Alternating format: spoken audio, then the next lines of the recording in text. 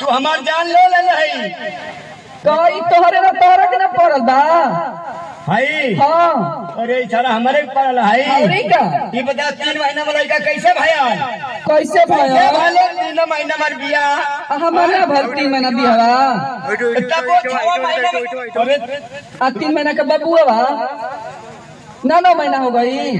पागल भाई यही हम अपन खरी जोड़ब अरे 3 महीना रुक एक फरसला करी तो बोलाए प्रधान जी के वे फैसला करी। प्रधानवा बोला हाँ प्रधान जी के बोलाई।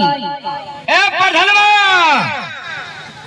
प्रधानवा अरे मता जिता दिल्ली जाता बड़ा बेहिसाब रहता। क्या बात है बतावा। अरे प्रधान जी नमस्कार। नमस्कार भाई नमस्कार। कब अइले हो? प्रधान जी खुश रहो। हाँ हाँ तनी हरा सच्चे हरा मारी की तोर का बात है काय में अरवे भाई मारत है हां काय मारत है का बात है ई बता चुप अपन लोला बंद कर हमो का कहे था प्रधान जी सब हम मारबू अपन का बात है बताओ गुरु हमसे बताओ आप फैसला कर दे। ए 3 इंची घिसरा जे भी अब्बा। अच्छा ये बता खा ले जान जाइए मुंह चुकरिए जौन अब इन ले रहा 3 महीना का लड़का बक सामने के घूमत हिया का बात है बताओ। प्रधान जी देखा हमार बियाह पहले 3 महीना भया तू आर कसम खा के कहा था तू जल्दी चली जा हमन का फैसला करके घर है तू का बुझला हम तो जाने ऊपर हम करे ना वो प्रधान जी तू चल जे बात ऐसा प्रधान के मिली कहा। का बात है बताओ। अच्छा ये बताओ प्रधान जी 3 महीना हमारे बियाह भया और तबरे कहा 3 महीना का लड़का हो लेके घूम थिया। अब बतावा हम कई मुंह दिखावे लग रहा थोड़े काले का मतलब के लड़का दूसरे का एकदम प्रधान जी तू सही एकदम सही पकड़ लेला ई लड़का लगा हम के नजरे में से लेके आई बक्सा में बंद के का प्रधान जी देखी ना ई बबुआ के मुंह देखी ना करे के पड़ल बा कि ना पड़ल बा। ए प्रधान हां कहो तू चिन्हवा प्रधान जी हमरा के जब से बा खाली मारत ना दिया आई भाई काय मारता है ये बतावा तोहरे 3 महीना में लड़का हो जाई अब हम फैसला कर देते काहे इतना घबरा लो। तोहरे हो जाई बतावा नहीं 3 महीना में होई तोहरे नहीं ये करे कैसे भाई तोहरे ना होई का कैसे भइला फैसला का के जाईबा तोहरी बहन की आंख दिखाता है माता जात ए प्रधान जी के गाड़ी दिहल जाला जी अना ही पूछा थे प्रेम से प्रधान जी। अच्छा ये बता कि तोर ब्याह भेले कितना दिन होगा। 3 महीना 3 महीना हाँ और तोर ब्याह रे 3 महीना हमरो भइल बा प्रधान जी।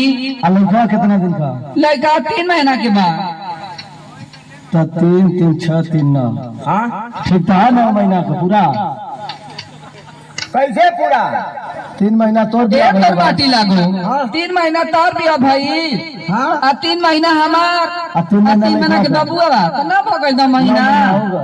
अरे प्रधान जी बतावा माहू पगलाइले रहली है सही है सही गलत ना तो यार सही है। शाबाश ई झूठे के हमारा के मारत आई हम का दे शाबाश हमार बेटा ए प्रधान बड़ा जल्दी फैसला कैला हाँ मिठाई उठाई लिया के मन शादी किया कैला ना हाँ कि हम के 12-13 रुपया दिया वादा दिवा दे भाई। माला हम लड़का हमार लड़का कौन लैट्रिन में जाए कुल्ला करे आ सुन हाँ देख ए प्रधान जी सरकार में हाँ इस समय बहुत तेजी से फार्म भरा था हाँ हाँ हाँ हाँ आवास खातिर हाँ आ पक्का की आवास आ जाई तो गांव में गई तो जना दे सबके कि ब्लॉक के पर जाके आ सब फार्म भरवा लिया अपना कहाँ ब्लॉक पर विकासे पर अरे देखो विकास ए प्रधान जी का के समझा देई कि अब से हमरा किना ना मारी ना मारी।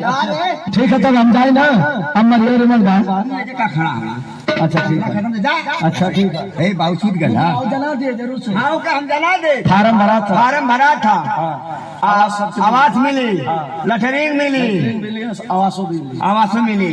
अच्छा प्रधान जी हाँ प्रधान जी हाँ प्रधान जी ठीक है जा ए का बाबू छूट गया नहीं अभी तो जगते बा न तो तू के खिलाला जा जल्दी से सुता के चल जोड़ खाए चले जा खाली हर घरिए अंडे बंडे बात करेला दे माऊ लइका खिला ले हला तोरे लइका बना आवा हो लाल आवा आवा हो 3 महीना में पैदा इस लाल एक नाम का रखी रे अमरीश पुरी ना हो हाँ गोविंदा अरे करीब आई के गोविंदा अरे गाड़ी दे लइका के ठीक है वो सुना दे लइका ते रोवा था